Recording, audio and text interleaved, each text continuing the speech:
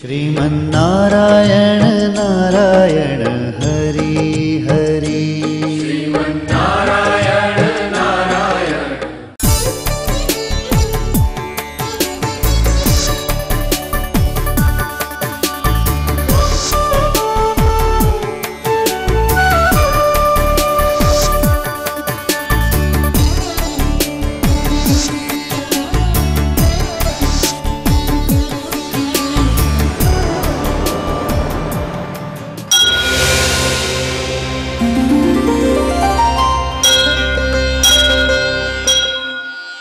ఈ కార్యక్రమం సమర్పిస్తున్నవారు అవార్డు గ్రహీతల మొట్టమొదటి ఏకైక original Thanjavur art academy, Kalasri Thanjavur art academy, door number 1164, near Panjagutta colony signals, Srinagar colony X road నుండి 9వ బిల్డింగ్, ఇండియన్ ఓవర్సీస్ బ్యాంక్ ప్రక్కన, హైదరాబాద్ 73.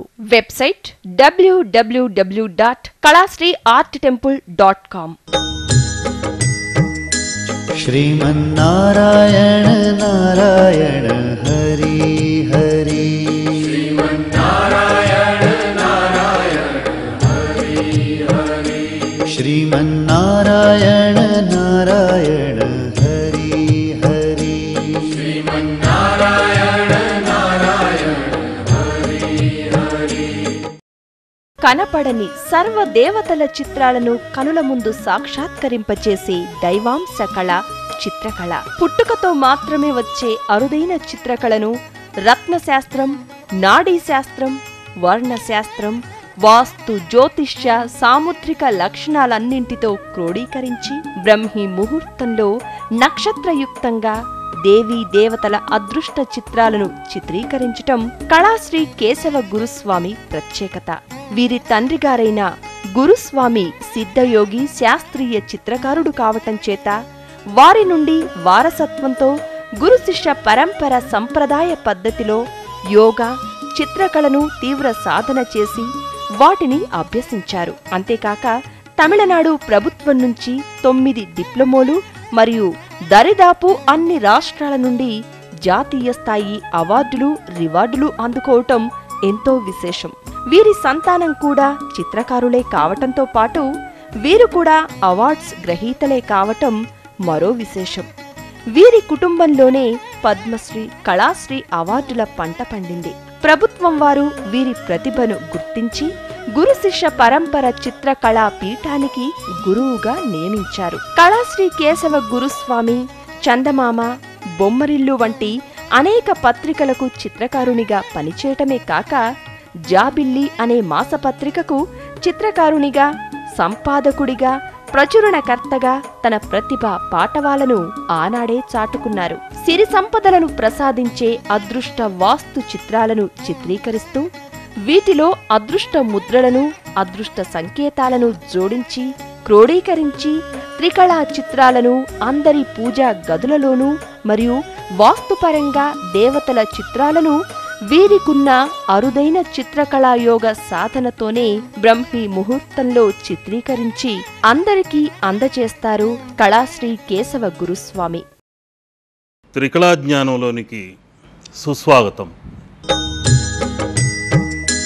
श्रीमन्नारायण नारायण हरि हरि श्रीमन्नारायण नारायण हरि हरि श्रीमन्नारायण नारायण हरि हरि श्रीमन्नारायण नारायण हरि हरि। ప్రతి వారం ఒక్కొక్క అదృష్ట ముద్రను గురించి తెలుసుకుంటున్నాం. ఈ వారం అదృష్ట ముద్ర గరుడ పతాక ముద్ర. ఆ గరుడ పతాకం ఉత్సవ సమయాల్లో వైష్ణవ ఆలయాలలో ధ్వజస్తంభంపై ఎగరవేస్తుంటారు. ఆ గరుడ ముద్ర ఎలా ఉందో నేను చిత్రీకరించి చూపిస్తాను. అదే సమయంలో ఈ గరుడ ముద్రని ధ్వజస్తంభంపై ఎందుకు ఎగరేస్తున్నారు, ఆ ధ్వజస్తంభానికి ఉన్న ప్రాముఖ్యత ఏమిటి అని ఆలోచిస్తే ఒక మూల విరాట్టు విగ్రహానికి ఎంత ప్రాముఖ్యత ఉందో అదే ప్రాముఖ్యత ధ్వజస్తంభానికి కూడా ఉంటుంది. ఒక విగ్రహం తయారు చేసిన తర్వాత ఆ విగ్రహాన్ని కొద్ది రోజుల పాటు ధాన్యంలో దాచిపెట్టడం జరుగుతుంది. దాన్ని ధాన్యాదివాసం అంటారు. ఆ తరువాత ఇంకొద్ది రోజులు జలంలో భద్రపరుస్తారు. దాన్ని జలాదివాసం అంటారు. అదేవిధంగా ధాన్యాదివాసము జలాదివాసము ధ్వజస్తంభానికి కూడా చేస్తుంటారు. మూల విరాట్టుకు సమానంగా ప్రతిష్ఠ చేయటమే ఈ ధ్వజస్తంభానికి ఉన్న విశిష్టత. ఈ ధ్వజస్తంభానికి జీవస్తంభం అని కూడా మరొక పేరుంది. జీవస్తంభం అని దానికి ఎందుకు ఆ పేరు వచ్చిందంటే ఆ మూల విరాట్టు చూపు నిత్యం ఆ ధ్వజస్తంభం పైనే ఉంటుంది. ఆ చూపు పడ్డ చోట తప్పనిసరిగా అతి శక్తివంతమైన జీవం ఆ ధ్వజస్తంభంలో చేరి అందులో నిలువ ఉండి చుట్టూ ఉన్న భక్తులకి అందచేస్తూనే ఉంటుంది. అందులో దాగిన పరమార్థం అదే. అందుకని మూల విరాట్టుతో పాటు ఆ ధ్వజస్తంభాన్ని కూడా అందరూ ప్రదక్షిణ చేయాలి. ఎప్పుడు కానీ ధ్వజస్తంభాన్ని వదలి మూల విరాట్టును మాత్రం ప్రదక్షిణ చేయరాదు. చేసినా అది నిష్ప్రయోజనమే. కాబట్టి ధ్వజస్తంభాన్ని ముందుగా ఆరాధించి ప్రదక్షిణ చేసేటప్పుడు ధ్వజస్తంభంతో పాటు మూల విరాట్టును కూడా మనం ప్రదక్షిణ చేసుకోవాలి. అప్పుడే అక్కడున్న మహిమాన్వితమైన శక్తి తరంగాలు మనం అందుకోగలుగుతాం. మనలోని మలినాలు పాపాలన్నీ దగ్ధమై తొలగిపోతాయి. మానసిక ప్రశాంతత ఏర్పడుతుంది. మనం అనుకున్నవన్నీ జరిగి తీరుతాయి. మన కోరికలన్నీ నెరవేరుతాయి. ధ్వజస్తంభానికి ఉన్న అద్భుతమైన శక్తి అటువంటిది. అందుకని నేను ఒక నమూనాను చిత్రీకరించి ధ్వజస్తంభం యొక్క రూపురేఖలు ఇలా ఉండాలి, పీఠం కూర్మ సిస్టముతో ఉండాలి, కూర్మ పీఠముతో ఉండాలి, పంచాయతన పద్ధతిలో ఉండాలి, పంచభూతాలు సమతుల్యంగా ఉండాలి, నవగ్రహ అనుగ్రహ తరంగాలు ఇందులో నిండాలని 9 కణుపులతో ఈ స్తంభాన్ని నిర్మించడం జరిగింది. ఇందులో ఉన్న 9 గంటలు కూడా చిరు గంటల నుండి మంచి శక్తి తరంగాలు అందాలనే ఉద్దేశంతోనే ఇందులో 9 నవకోణములను చతుస్ర ఆకారంలో మేఖల అనే పతాకముతో చేయటం జరిగింది. దీనిపైన ఉన్నతమైన అదృష్ట కలశాన్ని ఉంచడం జరిగింది. పిరమిడ్ ఆకారంలోని ఈ కొబ్బరికాయ కూడా మనకు అదృష్ట తరంగాల్ని అందచేసేదే. ఇక్కడి నుండి మన యొక్క కోరికల తరంగాలు, భక్తి తరంగాలన్నీ ఆ భగవంతుడికి చేరి మన కోరికలన్నీ నెరవేరటానికే ఈ అదృష్ట చిహ్నమైన ధ్వజస్తంభాన్ని నిర్మించటం జరిగింది. అది ప్రతి వారం ఒక్కొక్క ముఖ్యమైన వ్యక్తికి మాత్రమే అందచేయాలని నిర్మించాను. ఆ అదృష్ట ధ్వజస్తంభం ఎక్కడైతే ఉంటుందో అక్కడంతా మంచి అదృష్ట తరంగాలు ప్రసరించాలనే తపనతోనే నా పరిశోధనలో దీన్ని వెలుగులోకి తీసుకొచ్చాను. ముఖ్యంగా ధ్వజస్తంభం అన్నది ఒక ఆలయంలో ఉన్నప్పుడు పిడుగు పడిన వెంటనే చుట్టుపక్కల ఎవరికీ నష్టం కలగకుండా, ఏ ఇంటికి కానీ ప్రాణాలకు కానీ ఆపద కలగకుండా చేసేదే ఒక ధ్వజస్తంభం. ఆ ధ్వజస్తంభం ఎక్కడైతే ఉంటుందో ఆ పరిసర ప్రాంతాలన్నీ అదృష్టమయమైన కిరణాలు ప్రసరిస్తూనే ఉంటాయి. ఊరికంతా రక్షగా నిలబడి ఉండేదే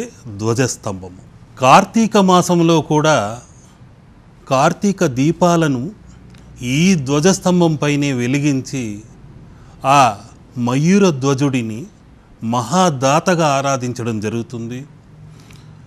కార్తీక మాసంలో ముఖ్యంగా ధ్వజస్తంభం పైన దీపారాధన చేసుకుంటే కోరిన కోరికలన్నీ నెరవేరుతాయని కూడా ఒక ప్రతీతి. అందుకనే అటువంటి అపూర్వమైన ధ్వజస్తంభాన్ని ఈ విధంగా నిర్మించి ఆ నవగ్రహ కోణాలతోనూ పంచాయతన పద్ధతిలోనూ ఇవి తయారు చేయటం జరిగింది.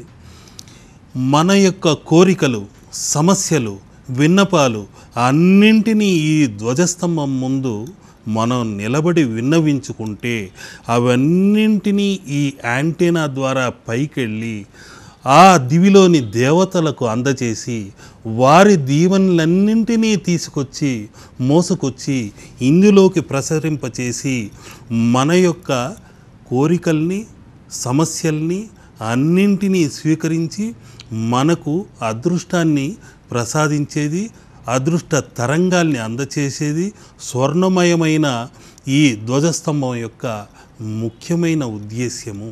ఇంతటి విశిష్టమైన ధ్వజస్తంభం మీ ఇంట్లోనూ ఉంటుంది, ఆలయాల్లోనూ ఉంటుంది. ఈ ధ్వజస్తంభాన్నే కాదు, ఆలయానికి వెళ్ళినప్పుడల్లా మీ కోరికలన్నింటినీ ఆ ధ్వజస్తంభం ముందు, ఆ మయూర ధ్వజుడి ముందు మీ సమస్యల్ని ఏకరువు పెట్టి మా బాధలన్నింటినీ తొలగించండి, మా దరిద్ర దోషాలన్నింటినీ పటాపంచలు చేయండి అని విన్నవించుకోండి. తప్పనిసరిగా మీ సమస్యల్ని, విన్నపాల్ని, ఆ సంకేతాలన్నింటినీ ఈ భూమి నుండి దివికి మోసుకెళ్ళి ఆ దివిలోని సర్వదేవతల అనుగ్రహ తరంగాల్ని మోసుకొచ్చి మళ్ళీ మనకు అందచేసే అద్భుత పరికరం, మహిమాన్విత శక్తివంతమైన ధ్వజస్తంభం ఇది. అటువంటి ధ్వజస్తంభాన్ని మనం ఆలయానికి వెళ్ళినప్పుడు కూడా మనస్సు పవిత్రతతో, అతి భక్తితో, నిస్వార్థంతో అందరికీ మేలు జరగాలని కోరుకుంటూ ప్రదక్షిణ చేసి చూడండి. తప్పనిసరిగా మీకందరికీ ఆ భగవంతుడి ఆశీస్సులు అంది తీరుతాయి. ఈ ధ్వజస్తంభం యొక్క ముఖ్య ఉద్దేశ్యం ఏమిటంటే, మన చుట్టూ ఆవరించి ఉన్న గరుడ గంధర్వ యక్ష కిన్నెర కింపురుషాదుల దీవెనల్ని, మహాయోగుల్ని, సిద్ధుల్ని ఆకర్షించి వారి యొక్క శక్తి తరంగాల్ని పుణికిపుచ్చుకొని మనకు అదృష్ట తరంగాలుగా, శక్తి తరంగాలుగా అందచేసేదే ధ్వజస్తంభం. దీన్ని దారుబేరం అని కూడా అంటుంటారు. అందుకని మొదట బలిహారణాలు, షోడశోపచారాలు, అన్నీ బలి ఆహారాదులు ఆ ధ్వజస్తంభం దగ్గరే మొదట సమర్పిస్తుంటారు. అందుకని ఎప్పుడు కానీ ధ్వజస్తంభం దగ్గరికి వెళ్ళినప్పుడు సాష్టాంగ నమస్కారం చేయాలి. అది మనం గుర్తుపెట్టుకొని సాష్టాంగ నమస్కారం చేస్తూ ఆ ధ్వజస్తంభాన్ని పూజించాలి. ఆ ధ్వజస్తంభము కూర్మ యంత్రతత్వముతో పీఠము ఉంటుంది. ఆ కూర్మ పీఠముపై మందరగిరిలా ధ్వజస్తంభం ఉంటుంది. ఆ మందరగిరిని అటు ఇటు నెగటివ్, పాజిటివ్ అని దేవత్వము, దానవత్వము చిలుకుతూనే ఉంటాయి. ఆ ధ్వజస్తంభము పైన లక్ష్మీకరమైన అదృష్ట తరంగాలు పుట్టుకొస్తూనే ఉంటాయి. నిత్యం అవి లక్ష్మీకరమైన తరంగాల్ని అందచేస్తూనే ఉంటాయి. బ్రహ్మోత్సవాల సమయంలో ధ్వజారోహణం చేస్తారు. సకల దేవతలకు ఆ ధ్వజారోహణం అన్నది ఆహ్వానం పలుకుతూ ఉంటుంది. బ్రహ్మోత్సవాలు ముగియగానే ఆ గరుడ పతాకాన్ని దించివేయడం జరుగుతుంది. ఈ ఆరోహణ అవరోహణ కార్యక్రమం ఒక ధ్వజస్తంభంలోనే కాదు, అంతర్లీనంగా ఉన్న విషయాల్ని కూడా మనం పరిగణలోకి తీసుకోవాలి. మన శరీరమే, దేహమే దేవాలయం అన్నది గుర్తించగలిగితే ఒక ధ్వజస్తంభం కూడా మన వెన్నెముకకు సంకేతంగా ఉంది. ఆ వెన్నెముక ఆధారంగా షట్చక్రాలున్నాయి. ముక్తి స్థానమైన సహస్రారం ఉంది. అటువంటి సంకేతాలన్నీ కూడా, షట్చక్రాలు కూడా ఈ యొక్క ధ్వజస్తంభంలోనే ఉంది. కూర్మతత్వమైన ఆ బలిపీఠము, మూలాధార చక్రము,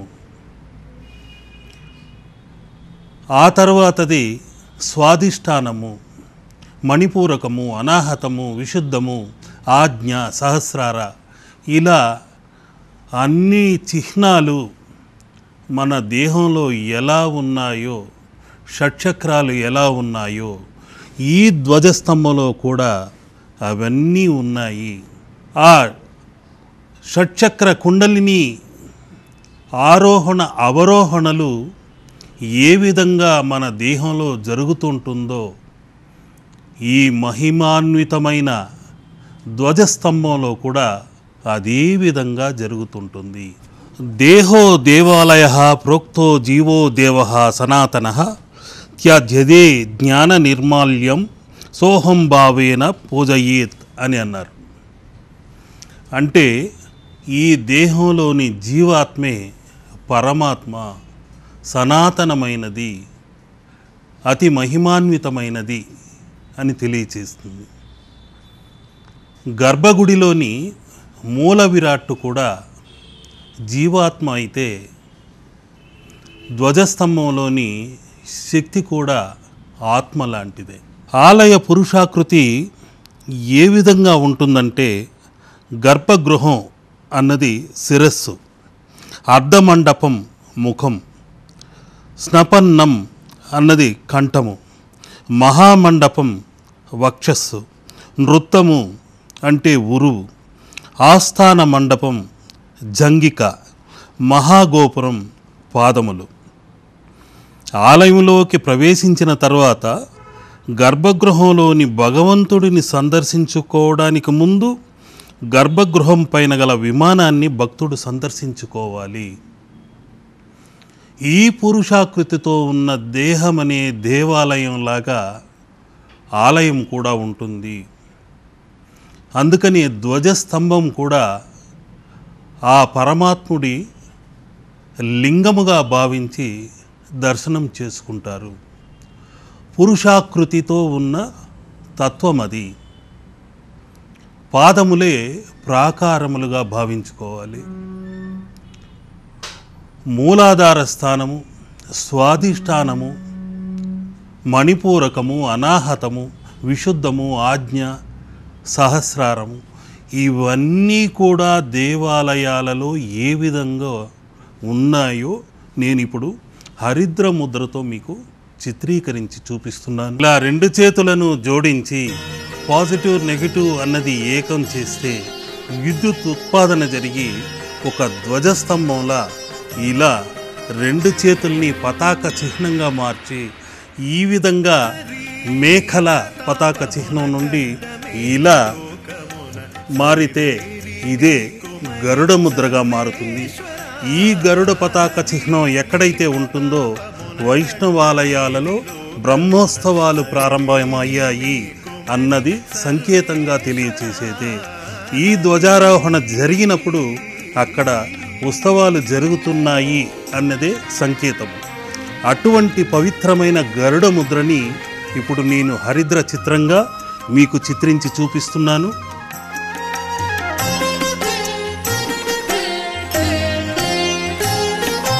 నీవు నీళ్లు నమిలితే నిండెను వేదములు,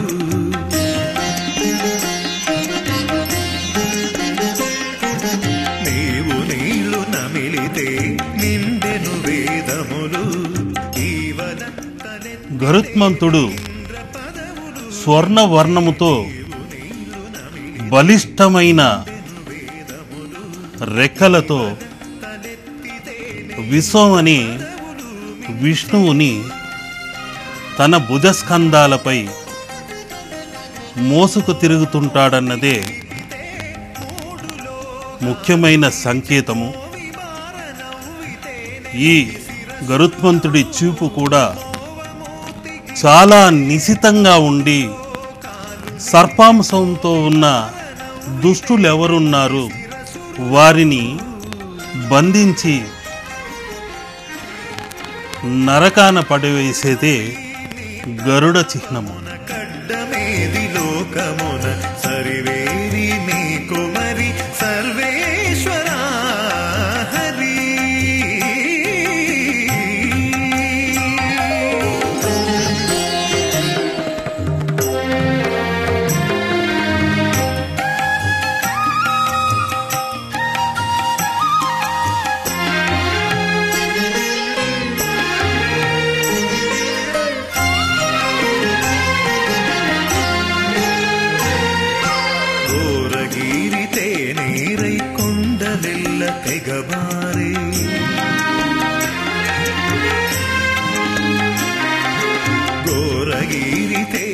ఇలా హరిద్రవర్ణముతో ఉన్న గరుత్మంతుడిని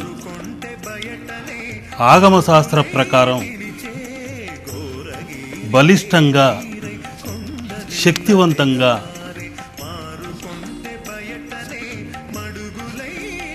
నిగనగలాడే బంగారు ఛాయతో అతి దృఢమైన శరీరంతో విశ్వాన్నంతా ఆ గరుత్మంతుడు విష్ణు రూపంలో భరిస్తున్నాడు. ఎటువంటి ఛాయాదోషములనైనా సర్పదోషములనైనా తొలగించేస్తున్నాడు అని సంకల్పం చేసుకుంటే ధ్వజస్తంభాన్ని ఆ ఛాయాదోషమంతా తొలగిపోయింది అని భావించి పూజించగలిగితే తప్పనిసరిగా ఆ ధ్వజస్తంభం ఉన్న గరుడ ముద్ర మీ అందరికీ శక్తివంతమైన తరంగాల్ని అందచేసి ఆరోగ్య సౌభాగ్యాల్ని తప్పకుండా అందచేస్తుందని నా యొక్క నమ్మకం. కొంగు జారినంతలోనే కూలెను త్రిపురములు కంగి గమనించితేనే కలిదో